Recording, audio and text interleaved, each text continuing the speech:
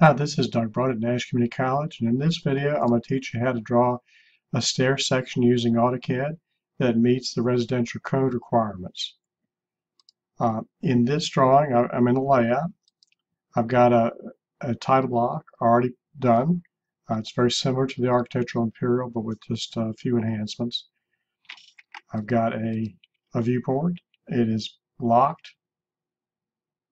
It's set to 1 inch equal 1 foot. I've got some text here which I'll be covering. The model space layout, and notice I have already done some of the context for the stair. We'll be talking about that a little bit. The units for this drawing are architectural. The text style, which I may not be using here, is annotative, and I'm using Arial font. The layers, I've got built-in layer depth points. I'm adding a layer for dimensions. I've got the viewport on GNOV, which is a non-plotting layer. Notice it shows up in color in paper space. The depth points, I've made color 140 so I can tell if I'm actually on that. The ones that are not plottable and that I want them always show in color, I use normal plot styles. I've got a cut layer that's green, that's thick, beyond layer that's thin. I've got a thinner line set for the dimension layer. In the page setup, I'm using a D-size paper. I'm using the AutoCAD PDF general documentation. I'm using an AEC standard plot style with 6 plot styles. Normal is built in and is preset to make the object plot exactly like it's drawn. Invisible ink, if the object style has a plot style of invisible ink, it means it won't plot. Full saturation means that all the object properties are preserved except color, and that's set to black, and it's full saturation. 50%, similar to full saturation, except it's a 50% screening, which means it'll show up halftone. And this is quarter tone, and this is like normal, but you can configure it. This drawing does not use a color table base. Notice it's a style base, which has fewer plot styles. Okay, so that's the orientation. Let's get to stairs. First, what I'm about to discuss here is the non-mandatory part. But in general, a riser is the distance between tread and tread vertically. One tread to the next tread vertical distance is called the riser. The tread distance is the distance horizontally from nosing to nosing. And so to proportion the stairs well, the sum of 2 times the individual riser height plus the tread should be between 24 and 25 inches. Now let's move on to the mandatory. So for straight stair, in the International Residential Code, the maximum riser height is 7 3/4. In North Carolina, it's 8 1/4. But I wouldn't want you to hold it too close to that, because the carpenter could vary the riser height slightly, and if it goes over 8 1/4, you're kind of messed up. The minimum run is 10 inches in the rest of the country and 9 inches here. The rest of the settings are equal for both the standard residential code or the International Residential Code in North Carolina. North Carolina's version is the International Residential Code, but they've made some slight changes. Notice there's slightly less stringent requirements on the winders. Now let's get the first step to drawing a stair is to determining the total rise. Now when you're drawing in AutoCAD, you're just layering up things. You're drawing the studs and the floor joists and the subfloor, and so actually calculating it might not be required. I've drawn it, and so all I need is a dimension here. By running the dimension command, I do it. But this documents, let's talk about it. Subfloor on the second floor is 3/4 inches thick. The floor joist, the 2x10 floor joist, is 9 1/4. Any of these numbers could change depending upon the situation that the designer wants. 3 inches is the sum of the heights of 2 top plates.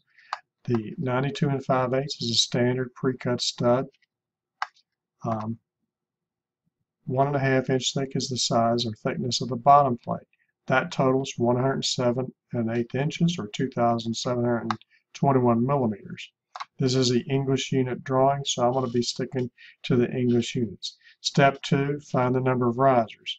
The process is to divide the total rise by the maximum riser height and round up. I don't do this on paper, so let's use the quick calculator in AutoCAD. So 107.125, and if you had it in drawing, you could pick 2 points to enter that number. We're going to divide that by 7.75 so that it's going to generally work anywhere, and that gives me 13.82 risers. Well, I can't have that, so we're going to go ahead and take that calculation and round up 13 to 14. So now that's the riser height I would need if I want to use that. If I went and decided, well, let's try 13 risers. Well, that would give me 8 and a little less than a quarter. So it'd be right on the line of North Carolina. And I guess, again, if the carpenter wasn't perfect in his layout, you'd have a problem. Next, let's take this number here and try our proportioning formula to figure out what the tread depth would be. So 25 minus 2 times, and leave that number, hit the enter key, and that gives me that if I want to stay under 25, I need to make sure that the tread is less than 9.7 inches. So if I don't mind if it goes over 25, then it could be up to 10 inches. North Carolina, the minimum is 9 inches. So we're pretty straight on that. We don't really need to figure out the total run, because once we draw this thing, we're going to know the total run. So there's no need to do it. But if you really want to do it, the number of treads in the stair is 1 less than the number of risers. So if I've got 14 risers, I got 13 treads. 13 times 9 point, let's try that. Let's go 13 times 9.5 would give me my total run, 123.5 inches. If I need to write that down, I could. Next go to nosings. Nosing is the overhang of the tread past the solid riser. And we want as much flat surface as possible for each tread. So they limit the curvature of the nosing to 9/16 of an inch. No matter how thick the tread is, you can't have more than 9/16 of an inch. Of course, that won't work if your tread's only 3/4 inch thick. But I'm going to use a 1 inch thick tread, and I'm going to use a 1/2 inch, which is going to give me a full bull nose tread. The projection of the nosing can't be less than 3/4 or more than an inch and a quarter. The exception is when I have a tread depth not less than 11 inches. So let's go ahead and start drawing the stair. This is our background. I'm going to put the UCS icon to not show at the origin because it gets messy. But start drawing a line from there, and I want to copy that value from the command line, so I bring that, just copy it, and then hit the enter key. So I've gone up my riser height. Now I'm going to go over 9.5, which is a good rounded dimension. Hit the escape, draw a line from there to there, and extend that line to the subfloor on the second floor. Next, I want to go ahead and use the array command. Oops, I don't think I did that right. Array, and select both of those objects and use a path and select that. Hit the escape, select that, and bring it back in to compact it. Now take your path line and drag it back so that we don't have an extra step there. At this point, let's raise up the stair so that the top surface of this first tread is the exact distance it needs to be above the top distance of the finished floor. Now let's talk about layering the drawing. So let's take these lines and go ahead and put them on the cut layer. And you may not see anything happening, but if you see here, if I look here, I've got some thin line weights and some thick line weights. So I'm going to line weight the drawing. Let's go ahead and edit the source of the array to actually create some real treads and risers.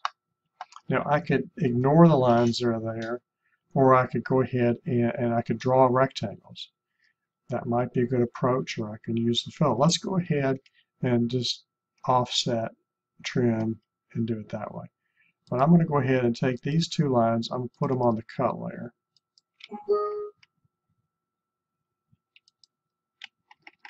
So now they're going to be plotting darkly or thickly. Offset 1 inch, so I'm going to make the tread 1 inch thick, and the riser.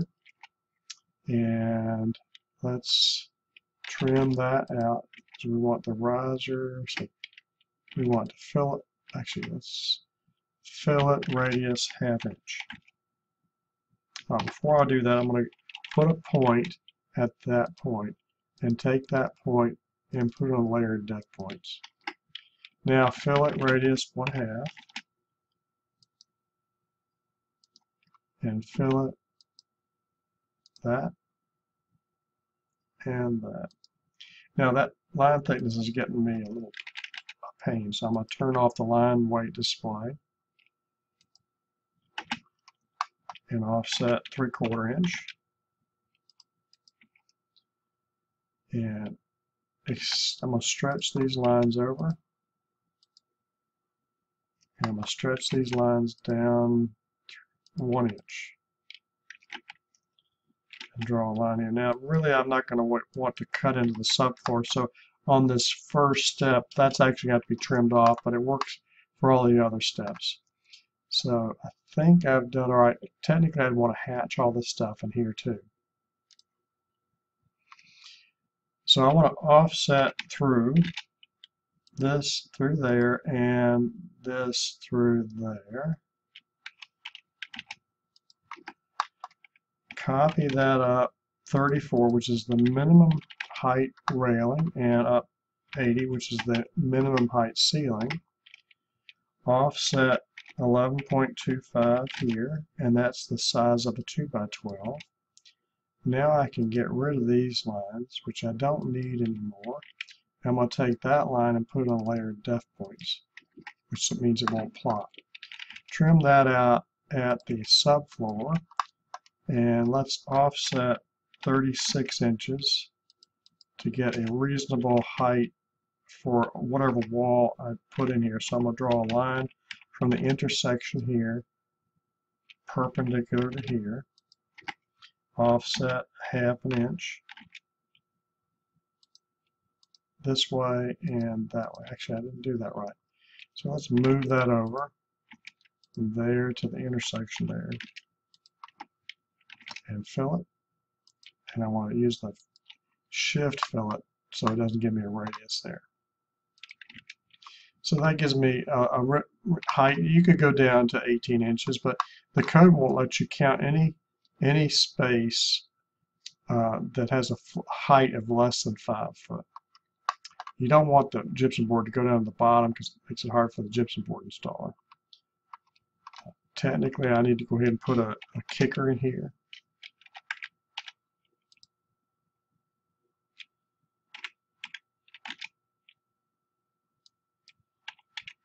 I'm keying in the object snaps.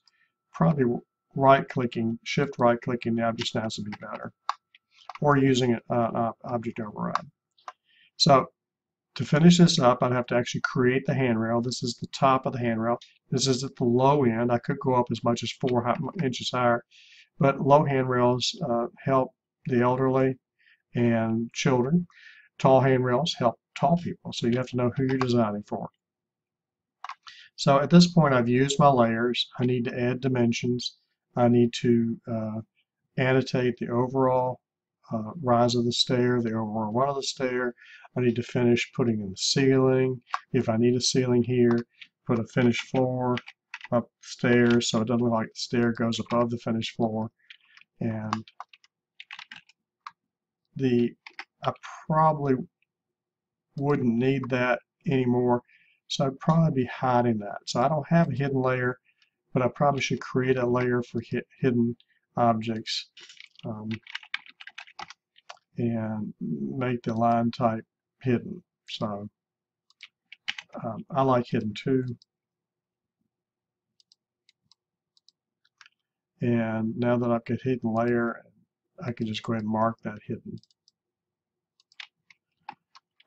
Now we're getting closer to what we need. I hope this has helped you. Try it yourself. I went ahead and add some finishing touches that I expect to see on your assignment. So please add a view title, which you can find on the tool palettes here under annotation, just the drawing title Imperial. Add some leader notes. I've included those in the template for this file. Add some basic dimensions like for the minimum ceiling height, the rail, the riser, and the run, the details of the nosing, and some basic notes about the string of the gypsum board, the framed wall here. Limit your finished flooring to the areas that will actually be used to finish flooring. In model space, your drawing should be layered so that you have the green line should be on the cut layer, the red line should be on the beyond layer, the hidden line should be on the hidden layer, the magenta line should be on the dimension layer. And I'm not showing the insulation in the walls because that's not the topic of this exercise. Thanks.